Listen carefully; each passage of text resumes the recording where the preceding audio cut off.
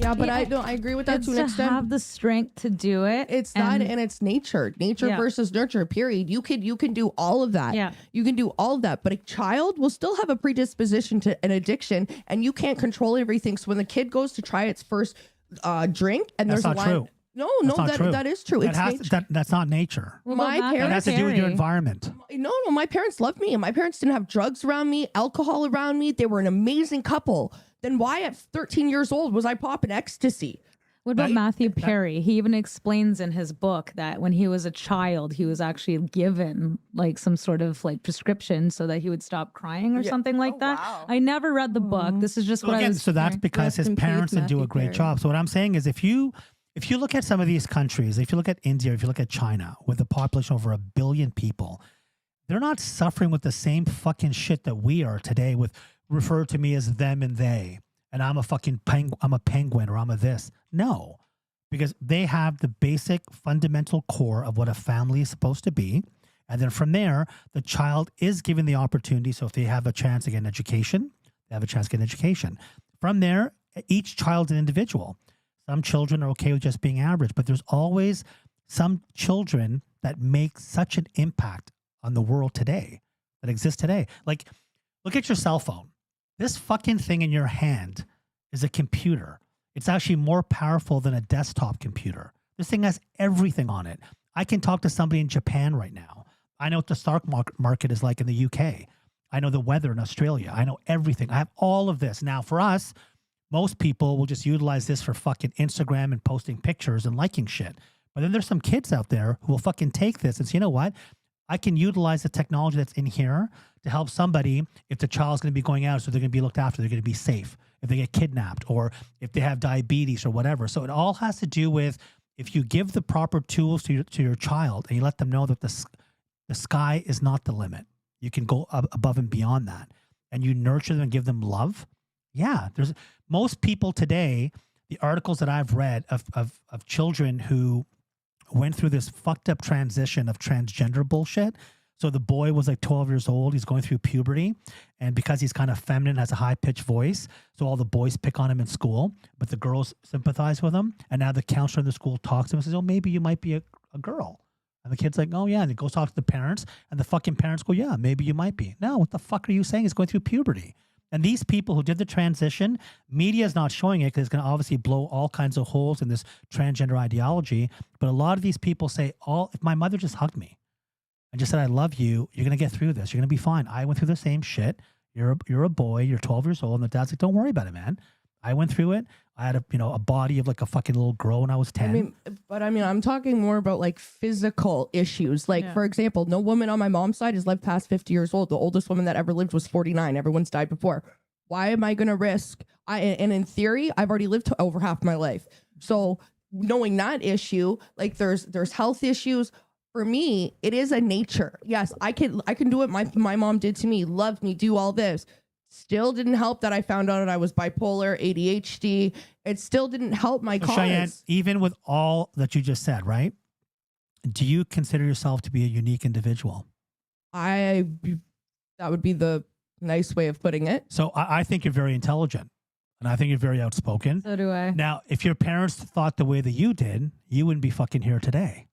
So all of your experiences make you who you are. And by you talking to people in this podcast, you might be able to hit the right note to what some other girl's 13 is going through the same shit you went through when you were 13. But if you don't talk about your experiences and you're not there to be able to communicate with these other people who are fucking lost, they're going to remain lost. And they're going to be the status quo. They're going to have these dumb, fucked up, RuPaul Drag Race fucking role models to follow, or the Kardashians to follow. And that's all they have. Because that is right now what's ruling the world. There is no reason out there.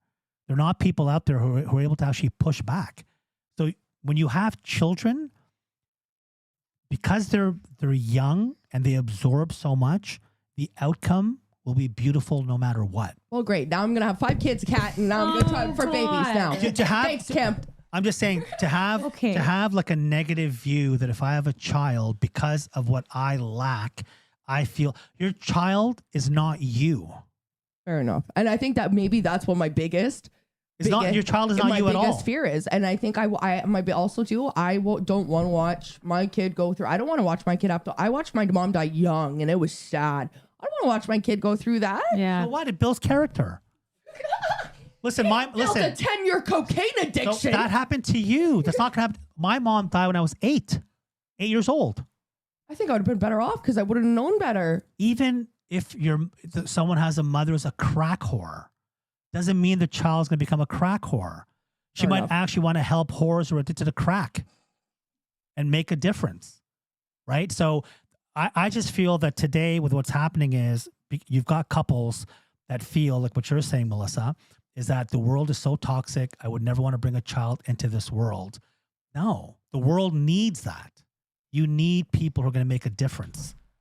You need that. Like, what if you have no control over what ifs? I know. You have no control over the future. I feel like a lot of people aren't having kids either because of the life situation, especially living in this area, is so It's really fucking expensive. different than what it used to be. What do you mean by living in this area? Like, I can't speak to people who live in the States or someone who lives in a different province, but for people who live in the GTA, person my age who hasn't really fully figured out his life situation yet, it's a lot tougher to, like, people ask me all the time when I'm getting married, when I'm having a kid. I've been in a 10-year relationship, so I get those questions all the time. But it's like, I'm not in the situation right now to have a kid. And then eventually you get into your mid 30s, the clock starts ticking, and then you're like, that's where you only have room for like one kid.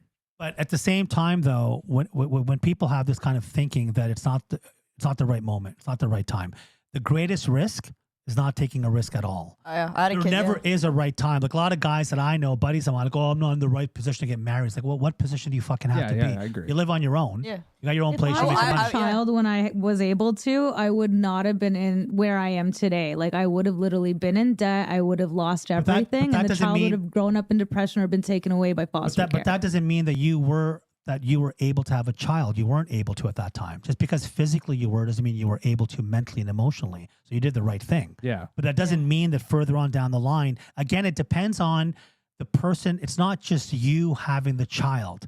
It's you, your family, the guy you're with, and his fucking family. No, it does, all of yeah. you together. It takes a fucking village to raise a child. It's not just you and Yeah, that's what I found with my kid too. Like, I had a kid young at 21. At 21, I had a kid. that's And not young. Yeah, That's not young. Well, I know kid. No, my I know. friend I had a mean, kid for at me, 29. it was, yeah. That's Fuck, why I watch watched Yeah, pregnant no, at I have 16 a on 5.5-year-old. Yeah, I have a 5.5-year-old. Like, I'm 27 now, but like at 21, I was like, okay, like I have a kid. Like, I was with my partner for a while, so we decided to do it. We got engaged, and that was supposed to be how So my was it life. planned? Yes, yeah, because we've been together for a while, and then we got engaged after that. That was supposed to be my life, and I thought, great. But then I went through a dark period because we didn't get married, and now we're separated. And I thought, okay, I'm a statistic. I'm a single mom, and I thought it ruined my life. Like, I thought, okay, I'm not gonna get anything. I'm not gonna do anything anymore. But it's the best thing that happened to me now. Like, my kid is my world now, and I never thought that I would be a mother, but I am, and I love it. But at the same time, though, Courtney, and again, I'm playing devil's advocate. You have a family.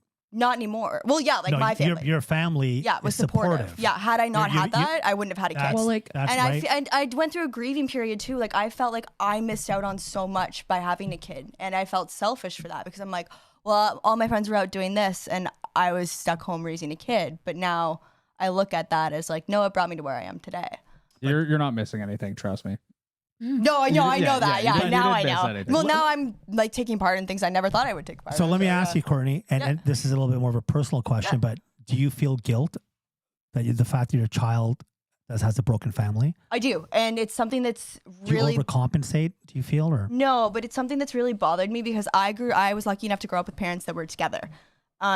So not being with his father, I feel guilty because it was like my decision, like not to get married to him, and I don't want my son to grow up like blaming me because his dad is from a broken family and always hated that his parents were divorced, and now we're not together. So that's something that definitely bothers me. So how do you cope with that? I went through a dark period. Like, I was drinking a lot, I was partying a lot, I kind of rebelled against it. Now I'm coping with it that no, I can still give my son the best life that he possibly can, and he still has 2 great parents in his life. And just because we're not together doesn't mean he can't have the best of life. Yeah, because I was gonna say one of my best friend Fiona, She's 32. She's got 5 kids, right? All from the ages of 2 all the way up to 13. Different daddies? 2 different dads, 3 kids with one dad, 2 kids with another. Her 2 oldest is with her first. And even though her and her first baby father don't get along, I'll be with her and I see her on the phone. And these 2 will co-parent.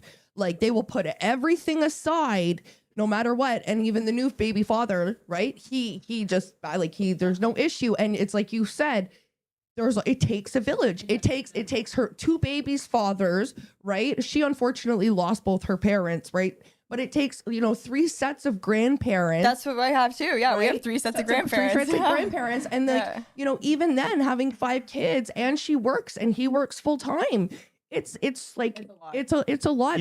I don't believe that. But I don't believe the broken home. Honestly, I feel like that broken home honestly kind of brought those kids together in a sense because they knew that they had to work together as a unit. So there you go. So even if you were to have a child, especially if you've had like a very checkered past, don't look at it as a negative thing. People tend to look at their past and go, oh, well, that's what defines me.